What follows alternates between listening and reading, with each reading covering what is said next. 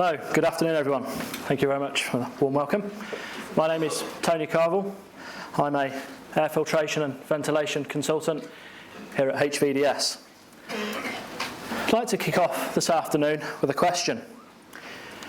And this is on your poll as well on the BRCGS app today. And the question is, how many people do you think in the world fall ill each year through eating contaminated food? Now I'll give you a moment or two to choose one of the options on the app.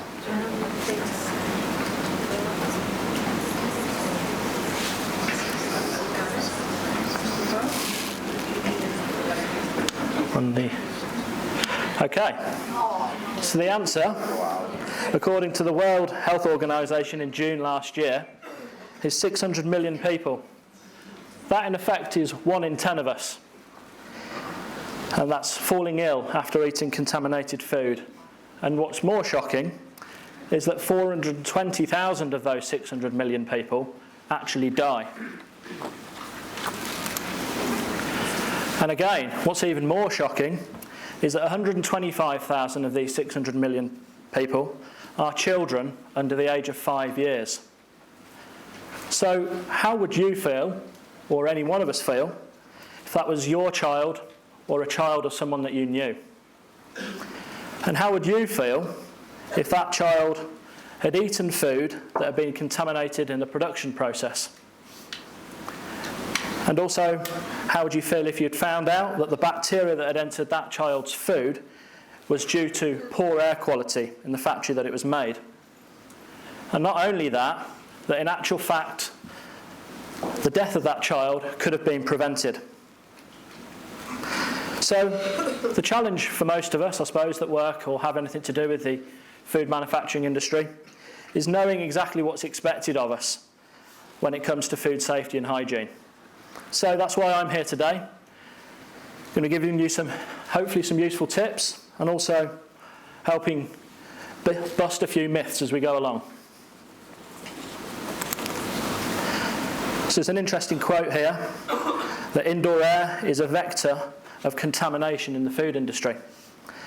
Now that simply means that airborne particles in the air do lead to cross-contamination, and it's a well-known fact, as reiterated in that Science Direct publication quote that we've got there. And that brings me on to my first myth. Outdoor air quality affects food production. Well, I want to tell you about one of our customers that we've had a lot to do with recently. Now this customer's particular site is based in the countryside and is what we would call a low pollution area. Now traditionally John, the engineering manager there on site, always thought that because of their location, the air quality would be good and would be clean. However, John, just as it so happened, prior to quite a major audit that they got on site, noticed that they'd started to be staining along the underside of the fabric ducting in their high care area. So he called us in to give him some help and advice and some assistance. And on investigation, we found that it was actually mould growth that was growing on the fabric ducting in the high care production areas. And again, digging deeper into why and what this may have been caused by, we found out that the air handling unit system, or the supply system, been put onto heat mode during the winter months. And the warm air, coupled with moisture that had been created from clean downs in the production area, had created the perfect condition for mould growth. Now, also to bear in mind that the air wasn't actually coming from outside, but it was being recirculated from one of the low care packing areas. And that air was a lower quality air, and therefore that had got mould spores, and that was being carried through the system and into the high care production areas and risking food safety. So rather than outdoor air quality, it's important to take into consideration indoor air quality. And that's what we need to be more concerned about. There are a lot of uncontrolled factors, such as processes, personnel, which all contribute to the release of microorganisms in the air in a food process and production area. And that's the result, or is the majority of the contaminants found in a production area are as a result of those. So the threat to human health, and also not only that, but to the damage of the reputation and brand and the finances of the business, is real. And some of the list of the hazards we've got on the screen there are all as a result of poor air management. So that brings me on to my second myth. We have air handling units, so our indoor air must be clean. Again, just because you've got air handling units doesn't necessarily mean to say that your indoor air quality or your indoor air is clean. And again, coming back to John that we mentioned earlier, that was the assumption that he was making, that he'd got air handling units, got filters in them that would be filtering out any of the nasties in the air. He thought he was safe. But he'd never had a proper professional risk assessment done. So we carried that out for him on site. When we came to site and we had a look inside the air handling units he'd got on site, we found that there were three main issues. Firstly, the filter grade wasn't adequate for the type of production that he was using, or the air handling units were serving, which was the high care area. Secondly, as we previously mentioned, the air was being recirculated from a low care area into a high care area. And that, combined with the fact that the filters weren't being changed regularly or to a set pattern, that ultimately led to the third issue, which was that there was a contamination of the ductwork.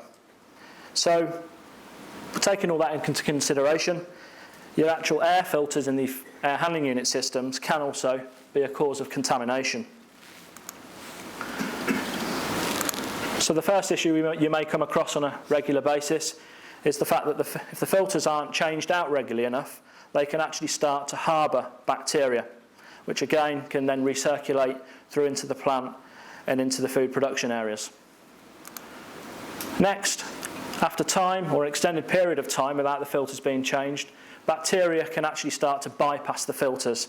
Even if you've got a good quality seal on the filters, the seal can actually start to break down and perish, and therefore there's air bypass. And air bypass means that there is potentially contaminants bypassing the filters too.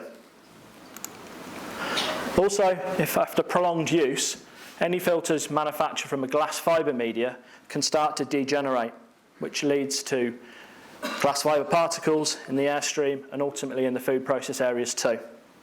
And according to a recent report, glass fibre media has actually now been classed as carcinogenic.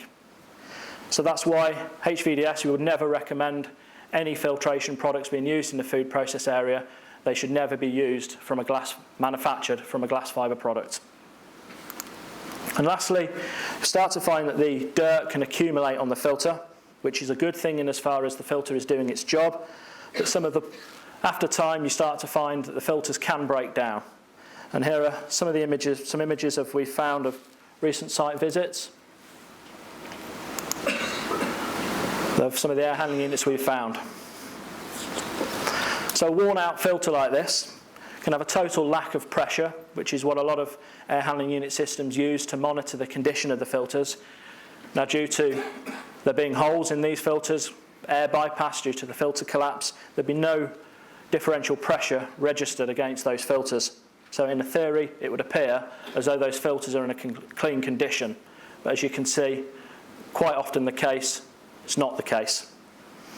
So I'd urge anybody that would have any responsibility or any input into air filtration or indoor air quality to check the air handling units that you've got, check the filters, ensure that the filters are the right grade for the application, whether that's a low risk or a high care area, make sure they're the correct grade. Check the general conditions of the filters and the frames and the seals on the filters and the frames, and also the ductwork, and also check how regularly the filters are being changed or maintained. And that brings me on to my third myth. We should change our air filters once they have reached the end of their useful life. Some companies insist that there's an optimal time to change an air filter from an energy and an efficiency perspective, which to a degree is true. However, from our experience, we know that it's better to be preventative than reactive and change them according to a set schedule. And quite often, many of the retailers that food manufacturers are manufacturing for actually state or set a change-out frequency anyway. Also, on-site or in-house engineers are often tied up or very busy with their own in-house planned preventative maintenance schedules, and often filters get overlooked. And obviously with the filters being overlooked, there's no checks being done on any wear or tear or build up on the filters, and often, in most cases, any damages to the filters aren't picked up quickly enough. And that's exactly what John was finding on his site. His own on-site engineers weren't picking up challenges in the air handling unit soon enough. So changing your filters to a set schedule means that the bacteria doesn't get chance to build up to any great level. That brings me on to my next myth. We've changed our air filters so our air quality is good. Yes, in theory that is correct, but just because you have changed your filters doesn't mean to say your indoor air quality is good. Air filters are actually a potential source of contamination in your HVAC or your air handling system, and it's some of the most common sources that are overlooked. When was the last time the ductwork was checked? Often looks great from the outside, but what about the inside? When was the last time that was checked? And again, coming back to dear old John, that's what he'd found. The state of his ductwork, pristine on the outside, but when we had a look on the inside, quite interesting, as we've got some photos here to show you. This here is the interior of the ductwork being supplied into the food processing areas. And as you can see, there's an extremely large build-up of contamination and dirt within the ductwork. That then led to the inside of the fabric ducting or the air socks on the ceiling in the production process areas being speckled with mould, both on the interior and also, as we'll see here, on the exterior and also on the interior of the socks. Furthermore, we'd carried out an in-depth risk assessment on all the air handling units on John's site, and the challenges that he thought he'd got were actually far greater. This picture shows the heating and cooling coils in the air handling unit, and as you can see, the aluminium fins on the coil had started to break down due to neglect and not having proper maintenance schedule. And therefore that breakdown of the aluminium was leading to a aluminium dust or debris being deposited into the air handling unit and then through into the ductwork. And again, ultimately, that was leading to that fine residue powder being emitted down into the production areas. Also, there was a lot of condensate being pooling in the drains and also leaking out into the plant area. And again, that was presenting a very great risk of Listeria and Legionella. There's a lot of build-up of the contamination and mould and debris, bacteria on the actual fans within the air handling unit system. And again, as this is the main driver of the air being brought through the system, this was leading to contamination of the air. So, all that doom and gloom aside, you'll be glad to know that John actually passed his audit with flying colours, with a little helping hand, I may add. And here's what we did for him. We installed the correct grade of filtration required for his process areas, and that was based on the BR CGS issue 8, section 3. We put a set filter change pattern schedule in place. We also conducted mechanical and electrical checks on the air handling unit systems to ensure that they were working at their optimum and most efficient capacity. We deep cleaned the whole air handling unit system and put a cleaning maintenance scheduling process in place for that. And we provided and installed a new set of air socks. Normally we would have cleaned, sanitised the existing ones, but as you saw from the pictures, due to their bad state, we replaced them. And we also provided John with all his documentation and his audit and reporting with before and after photos for his audit compliance. So John has now got a proper system in place, and going forward he's going to have a full compliant system, and his production area is ultimately going to be kept safe without any further issues. So that brings me on to my final myth. We can base indoor air management on stats from tests. Again, unfortunately, that's simply not true. Each and every food manufacturing plant we deal with is different. No two sites that we deal with are the same, and therefore it very much depends on the manufacturing process and application as to what is required. And I want to demonstrate this to you by, again, some further photos that we've taken from sites that we've worked with over the last few weeks and months. So this one here, I don't know if anybody can guess what this one might be, but this was cardboard dust being extracted from the packing area. A little video for you here. Everyone likes a video.